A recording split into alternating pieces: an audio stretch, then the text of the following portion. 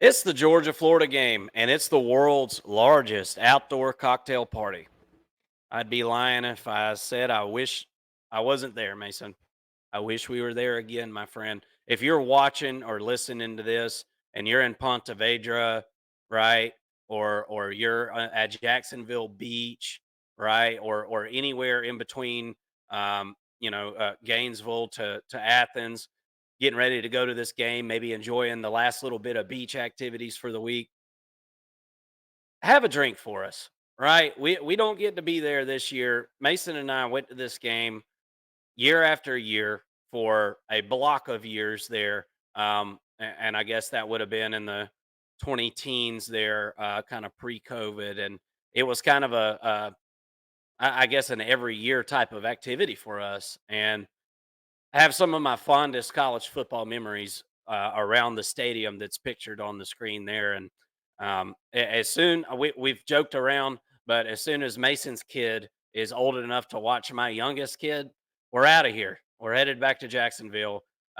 for the weekend. We've got a favorite house we like to rent down there. We got all that stuff, man. We'll be back. But if you're down there this week and you're listening to this right now, getting ready for the game, crack one for us. Have fun. Be nice out there. No need in bullying any Gators or Gators getting nasty with any dogs. We know how it goes whenever one team beats the other. Getting out of that stadium is something else, right, Mason? Um, this is a really this is a different version of this game than what we saw in the early 2000s, and Georgia's owned this series for the most part. And there's been one game that you can really point to over the last several years there, where Dan Mullen was still at Florida and was able to beat Georgia, and that was a really good Florida team that season that ended up going on and almost beating Alabama in the SEC championship. Really, really good team. I believe that was what, 2020, Mhm. Mason. A really solid team there. Um, that's not. I don't think that's really the case this year. Now, I must say, the Florida Gators are trending in the correct direction so far this season. I feel like things are starting to. Maybe some people are starting to be able to see what Billy Napier is kind of working on, but the nickname has rang true. Sunbelt Billy, right? It's been a nickname that's traveled across the country, and Billy Napier's got a chance to put up and shut everyone up in this football game. Georgia is a 16-point favorite headed into this one. Over under is set at 52. Let's kind of jump into the matchup here. The Georgia offense this year, Mason, has been inconsistent. There's been a lot of inconsistencies, and this is something that you and I have talked at nauseum about. And at times, this Georgia offense has been downright mediocre, right? And I think a lot can be made of the fact that I think Georgia is kind of on plan C, and I think they're a little bit behind schedule on offense right this second. And what I mean by that is, if you've paid attention to Georgia football over the last few months, that there's been a lot of wide receivers leave this program for a multitude of different reasons, whether it was Lad McConkey to the NFL, whether it was some of them by way of Athens Clark County Police Department. Um, any way you can just about imagine Georgia's lost a wide receiver that way this year. And to start the season, that was one of the deepest position groups of the offense, right? And Georgia just should be thanking their stars that that was the case. I don't think that Carson Beck and these wide receivers have been on the same page. And I think it's been a work in progress for the most part throughout the season. And it's looked really ugly at times. Georgia doesn't have the ability and the luxury of leaning on a run game for an entire football game. That's not this Georgia offense at this point. Now, we saw Georgia's offensive line, I think personally, play the best game that they've played all year against Texas. The last time we saw Georgia on the field, I thought that was the best we've seen the offensive line play in that football game. And then it seems as though Georgia could be getting a little bit healthier, maybe getting Tate Ratledge back this week, which would, for a lot of people's money, is the best offensive guard in the country and one of the most highest rated offensive guards as far as NFL draft boards and things of that nature. So there's a lot of things that you can point to this season and not like about this Georgia offense. But I am in the minority of the fact that I think this Georgia offense is figuring things out. Now, I don't think there's any snap your fingers and it's going to happen in 1 week type of thing. But this team has been really explosive through the air, even with some of the issues that they've had at wide receiver. You've got wide receivers having to step up at this point that early in the season didn't think that they would have to. And in this pro style offense, we've talked about it a ton. These route trees for these wide receivers are very complex. And depending on what the defense does, it depends on what you need to do. And being on the same page as a wide receiver and a quarterback in a pro style system is much easier said than done. And timing is super, super important in any offense. So this Georgia offense has been out of whack at times. And even through those trials and tribulations, we've seen this team be able to be very explosive through the passing attack. And most of those, for whatever reason, in second halves of football games, not in the first half. So I think a key to victory here in this game is pretty simple. Can you run the football? And if you need to, at least a little bit, but if you can run it, you'd like to be able to lean on that a little bit more and maybe test out that offensive line that you feel like is probably playing a little bit better and a little more healthy. Um, but Carson Beck he's got to get on the same page with these wide receivers, Mason. I mean, that's if Georgia wants to achieve their ultimate goals this season of winning the SEC or going to the playoff and winning a national championship, Carson Beck is going to have to get on the same page with these guys at some point. Otherwise, it's not going to be happening for the Georgia Bulldogs this season. What is your thoughts on the offense? I know you and I share a lot of the same thoughts on this, so I'm sorry if I stole something that you were going to talk about. But me and you talk about this Georgia offense more than any offense in the country, obviously, because we're Georgia fans. Um, what's your thoughts, man? Well, it's a different Georgia offense than we're used to seeing under Kirby Smart. It's a pass first offense. They're 15th in the country in passing yards per game, just under 300, and 123rd in the country in rush attempts per game at 29 attempts per game. That is not the RBU that we're used to seeing from Georgia. And I think that there's a recruiting advantage that Kirby is trying to exploit. This is a team that has not recruited the receiving position very well in the past few years, really since George Pickens came through the program. So I think that the part of the reason for a pass heavy offense is to try to catch the eyes of some of those 5-star wide receivers that Georgia just hasn't had any luck getting in quite some time. But nonetheless, when you look at their ability or inability to run the football, I think that you can also look at that and say that that's a reason for Georgia passing the football much more as an offense. They've been banged up, in the running back room. They lost both the Robinsons, Branson and Roderick. Roderick before the season started. I'm not even sure if Georgia's gonna see him come back, if we're gonna get to see him at all. But it sounds like Branson could be back at some point this year. We'll have to wait and see. But Trevor Etienne, the former Florida player, has been showing up and showing out these past few games. He's been dynamic in the running attack. He's been dynamic in the passing game as well.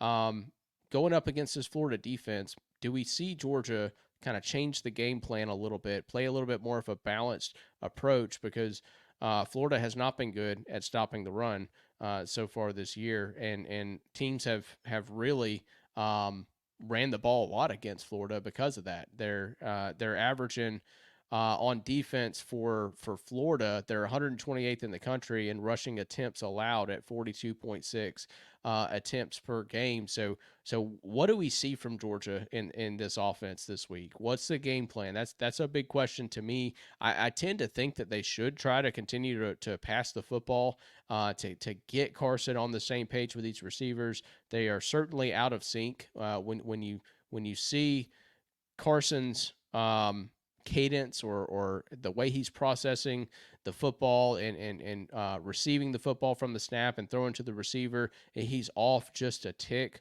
when it comes to the ball actually, arriving to the receiver, and that's caused some drops, that's caused some overthrows, that's caused some receivers running the wrong routes in certain cases. But that's not all on Carson either. It's the offense as a whole.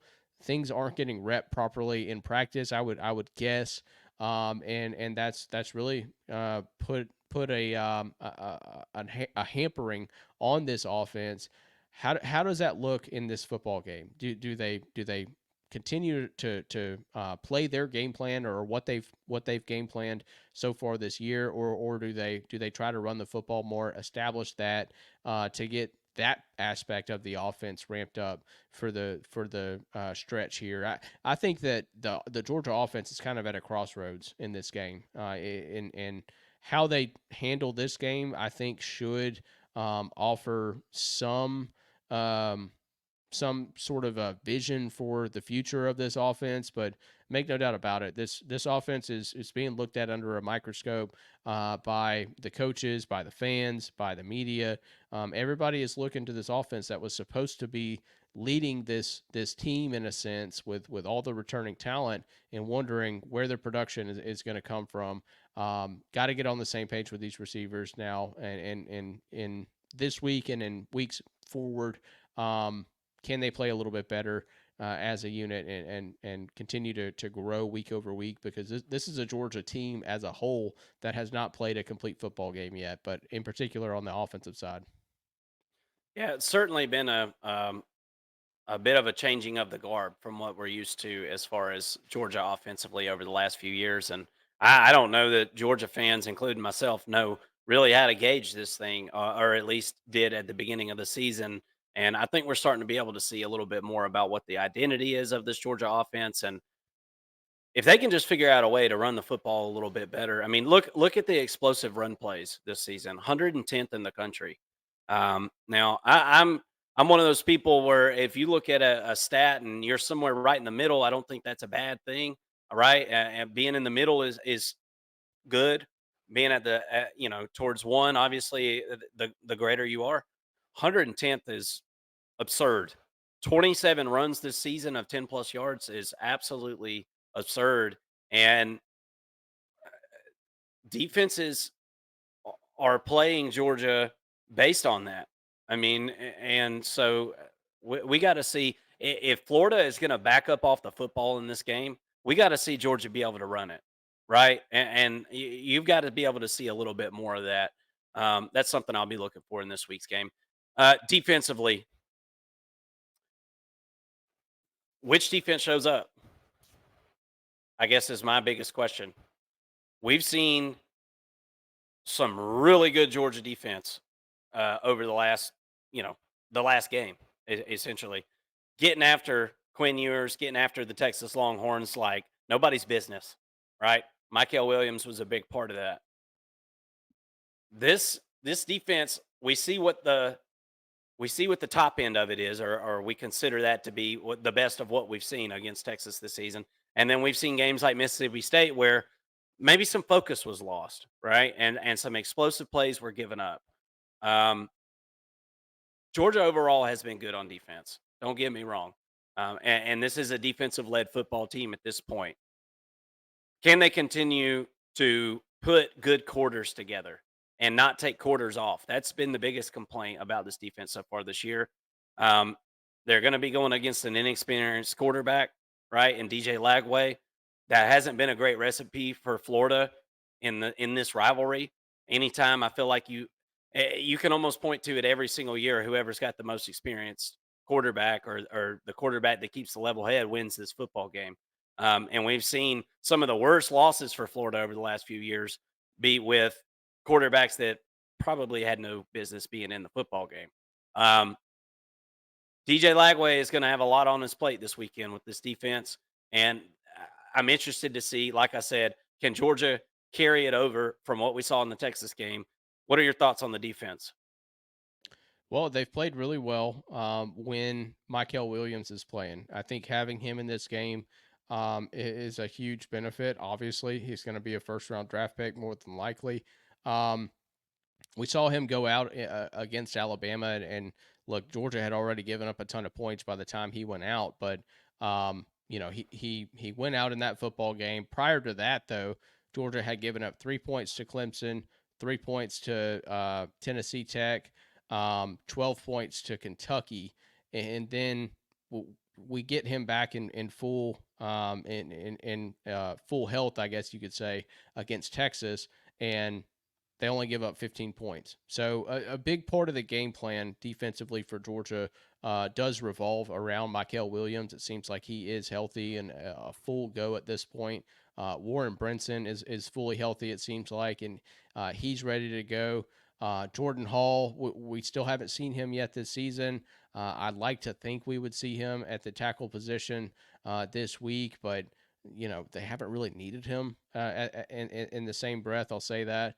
And then, Smile Munden is a guy who is coming back. I don't know if he'll play this game or not, but I would venture to guess that he doesn't because Georgia is very set at the linebacker position.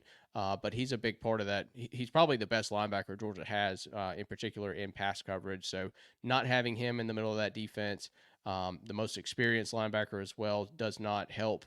Does not help the team, but up front, I feel like Georgia is set. Now on the back end, there no Dan Jackson for the first half, no Jonel Aguero in the first half, as both of those players were called for targeting against Texas. How does that affect the back end of the defense? You insert KJ Bolden. I guess you're playing Chris Cole, who's a linebacker, maybe moving him to safety and putting him at the nickel position. Missing two key players there on the back end of your defense for that first half is a factor. But Georgia's got has had 2 weeks to prepare for that, so I think that they'll be fine. They've got athletes there that they can plug in and play. But yeah, overall, I think that this defense is really solid. They're as healthy as they've been all season, I would say, and that's really scary for a young quarterback in DJ Lagway this week. Speaking of, 62.8% completion this season, 1,024 yards, 5 touchdowns, 5 interceptions. One of the most impressive stats that I saw from, kind of digging into this game and looking at DJ Lagway and his body of work. Because obviously, if you've been under a rock or whatever, um, the other quarterback is medically retired. Graham Mertz, Graham Cracker Mertz, has decided to retire after the knee injury, and I joke, but I hate that he had to do that. Obviously, I don't wish that upon anybody, and um, he was kind of the trusty steed, right, for this offense. He was the old trusty steed. Maybe not hitting the big pop plays all the time, but he was your 74% completion type guy, not gonna put the ball in harm's way a whole lot. That's out the window at this point. You've got a first time, you know, I guess it's not his first start, but you get what I'm saying. His first year, getting a taste of the starting duties and things like that. Um, DJ Lagway is going to have his plate full, and this is a super athletic guy. He's got about 100 yards rushing, so he does kind of run around. His longest rush of the year is about 22 yards. So he can move around in the pocket, get outside the pocket, and pick up a first down when necessary. I'm interested to see how much Florida's really wanting to do that with this guy because he goes down, then what's the third option, right? So I'm interested to see Florida's approach to either running DJ or whatnot. But I feel like the offense has been a little bit better as the seasons went on, right? This was an offense that we were kind of looking around saying, all right, where is the playmakers, right? And a big part of the offense runs through the running back room there with Montrez Harrell, right? That's not the right guy? Johnson. What's his name? Montrez Johnson. I'm thinking of a NBA player here. Too many names in my head. He's really the backbone of this offense. Is he healthy enough to go? Is he healthy enough to be 100% in this one? I don't know how many running backs are even 100% at this point in the season, right? So I assume he'll be playing, but what version of him do we get? Um, it's going to be tough to run the football on this Georgia off or this Georgia defense. I mean, let's just be real. Nobody has ran the football to a victory really in years against Georgia. I mean, not just like cram it down Georgia's throat. Alabama did, I guess, in the first half of the game, but they even had to throw it to win it. Even though they got up 35-7 in that game, they had to throw it to win it to beat Georgia. So, I, what's DJ Lagway able to do through the air? I think that's one of the biggest questions. This team's been pretty explosive through the air, though. Mason 20th in the country with 32 plays through the passing game of 20 plus yards. That's pretty impressive. The stage is set, though, and these rivalry games are a little bit different. And being at a neutral site, things are going to be a little bit different for DJ Lagway. And something I really pay attention to with the young quarterbacks is road appearances, neutral sites. You just don't have a whole lot of experience going into atmospheres like that. Do we get a pop game from DJ Lagway, or does he get popped by this Georgia defense? I think is a big question going into this one. Yeah, and speaking of getting popped, DJ Lagway really hasn't taken many sacks. You look on your screen there; they're seventh in the country in sacks allowed, giving up only 6 sacks so far this year. I think that's really good for offensive line that we had a lot of questions about going into this season. Kind of a depleted unit. I think that that's been the most improved unit for this team just in general, at least in the passing attack. Running the ball, they've been pretty effective. I don't think that that's really the game plan here for this Florida offense. Look, DJ Lagway, I mean, he's a freshman, right? He's going to make mistakes. He's not perfect. Nobody's expecting him to be, but I think if Florida is going to have a chance in this football game, I do think that he needs to be nearly perfect through the air. We saw in the Kentucky game, we saw him make some just scratch your head throws. I mean, just like what? Why are you throwing the ball there? Nobody's open, and one of them led to an interception. Um, but we also saw the brilliance of him, through the passing attack and with his legs in that football game. So what side of DJ Lagway do you get? It's probably going to be a combination of some really good plays that wow you and make you wonder about the Georgia secondary, and then you'll couple that with some knucklehead sort of plays that we typically see freshmen make. But make no doubt about it. I mean, the offense for Florida is going to go with DJ Lagway, and how he performs in this football game. In particular, in the first half, you've got sort of a weak secondary group. That's definitely the I would say the weakness. I would say the hole in Georgia's defense has been in the secondary, particularly the safeties, or excuse me, the cornerbacks have not played particularly well so far this year. Is DJ Lagway the quarterback to exploit those deficiencies against Georgia? I think he can. I think he is going to be a great quarterback at some point, but as of right now, I would say he's probably not that guy. Um, Needs a little bit more game experience. I think he's still catching up to the speed of the game and things like that. But if he goes out and has a great performance, I think that he could put this Georgia defense on skates a little bit and have them wondering, which way is up and which way is down, because he's got that kind of big play potential. They called him Muck Vic for a reason when he was in high school, growing up in that area of Florida that they called the Muck. This guy can do it all. He's an absolute baller. Just not, I don't think that he's experienced enough to really take advantage of, some mistakes that this secondary has been known to give up from time to time in the Georgia defense. Speaking of defense, let's talk about this Florida defense. And this group has left a lot to be desired, Mason. Now, you know, uh, looking at a team at the beginning of the season versus at the end, there's changes that are made. Some are positive. Sometimes you lose players. I think the jury's still out on this defense for the most part, but you know, it's not been great. Look at the numbers. I mean, there's really not anything that you point to that's just been really that good defensively so far for this season. Pass yards per game allowed 206.6. That's okay, right? That's top 50 in the country. I would consider that to be okay. They've gotten some sacks this year, so have been somewhat decent at being able to get after the quarterback, and shown a bit of a pulse there. Been decent at holding, opponents without getting explosive rush plays, but they've been really, really bad on the back end at giving up big plays. 28 plays this season, of 20 plus yards through the air to opponents. That's 100th in the country. You see Tyreek Sapp pictured on your screen there. He's been a kind of a highlight of the defense at the edge position there. 3.5 sacks this season, a forced fumble.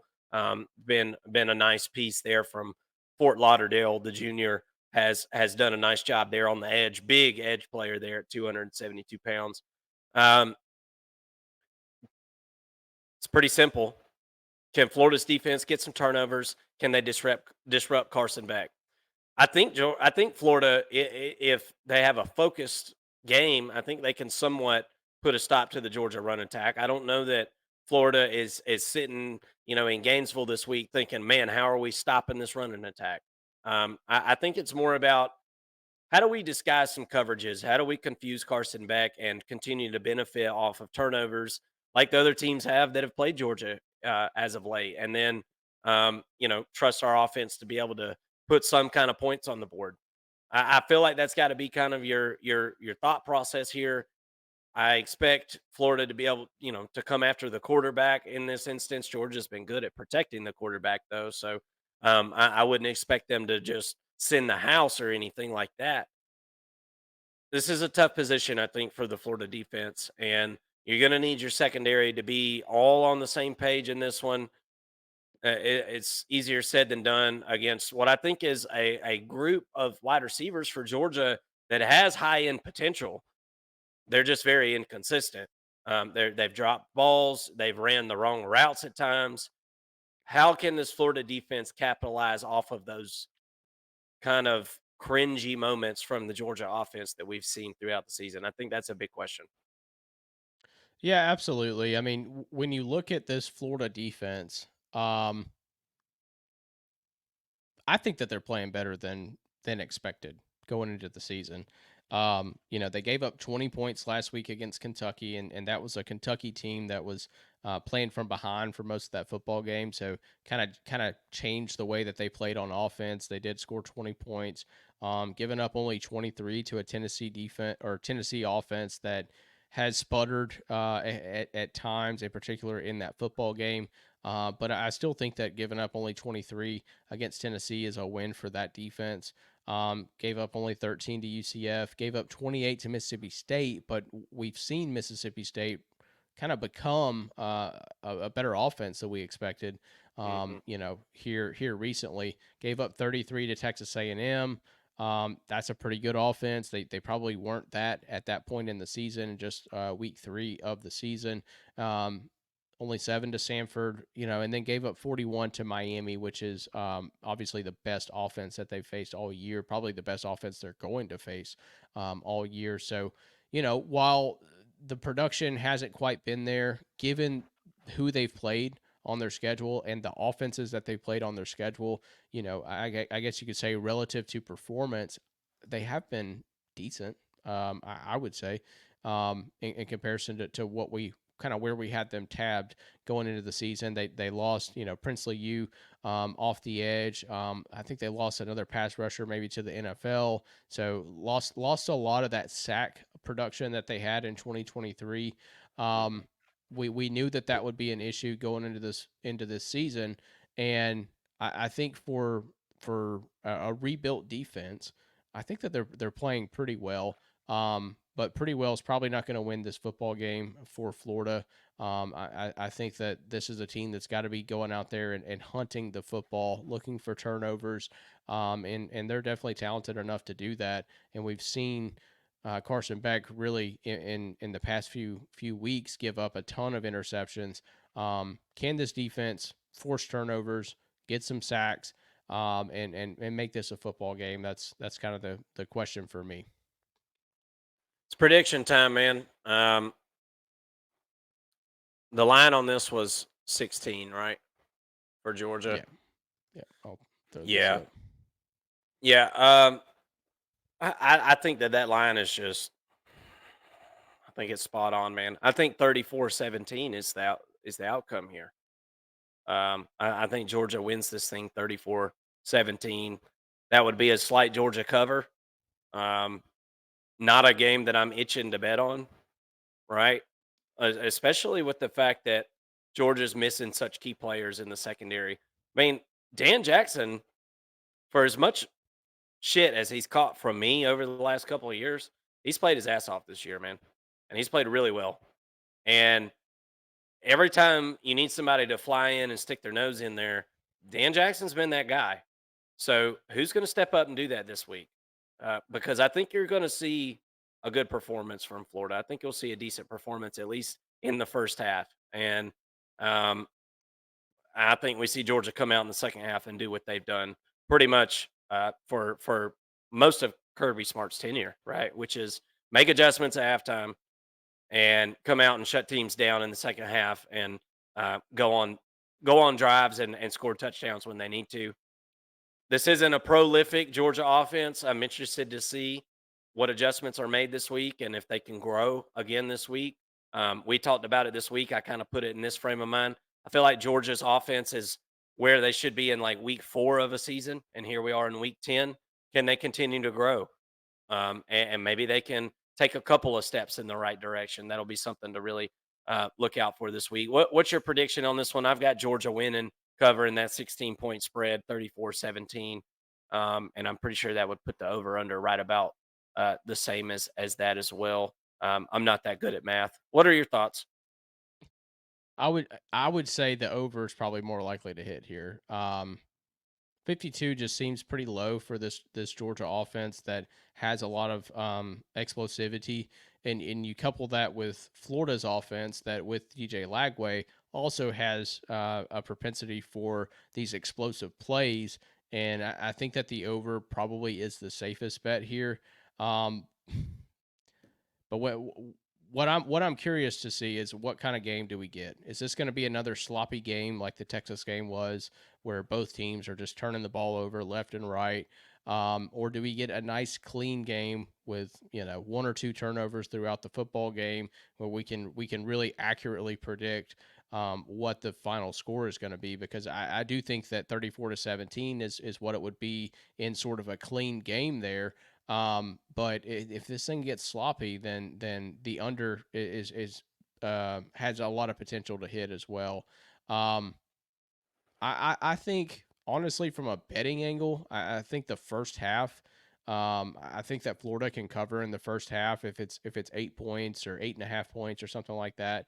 I would like Florida there to cover in that first half. We've seen Georgia struggle in that first half in particular, knowing that they've got a couple players out on defense. For the bettors out there, I think that that's probably the safest play. We'll have to see tomorrow if we can find a line on that and whether or not I take that.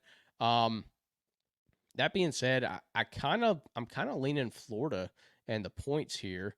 Um, I do feel like this could be sort of a letdown performance by Georgia, still figuring some things out on offense. Maybe they try to get the running game more involved this week, and we see some more run pass from Mike Bobo like we've seen in years past, and maybe Florida's able to kind of step up and stop some of those plays, and we see the Georgia run game continue to sputter here. But I would stay away from the line, to be honest with you. I think Georgia wins, no doubt. But this could be another one of those, second half games by Georgia where they just come out in the second half and maybe Florida puts up a goose egg in the second half and Georgia's able to come back and win and potentially even cover at that point. But give me Georgia to win. Stay away from the line, y'all. Look at the over under more, maybe some first half sort of odds there as well.